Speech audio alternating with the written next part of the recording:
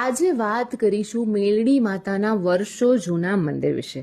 નવીન વાતોની Gujarat explore સિરીઝના 40મા એપિસોડમાં અમે પહોંચી ગયા છે મહેસાણા જિલ્લાના કડી તાલુકાના જાસલપુર ગામે શ્રી મેલડી માતાજીના મંદિરે.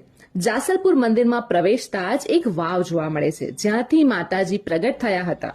માતાજીએ રાજાને આપેલા પરચાની વાત કરીએ તો વાત અંદાજે 150 વર્ષ જૂની છે, જ્યારે કડી એક રજવાડું હતું અને ત્યાં વડોદરાના રાજવી મલ્હારરાવ ગાયકવાડ રાજા હતા. રાજા ક્રોધી અને નાસ્તિક હતા.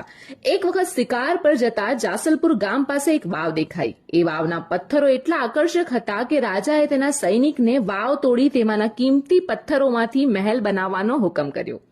કહેવાય છે કે વાવમાં મેલડીમાં હાજર બેઠા છે.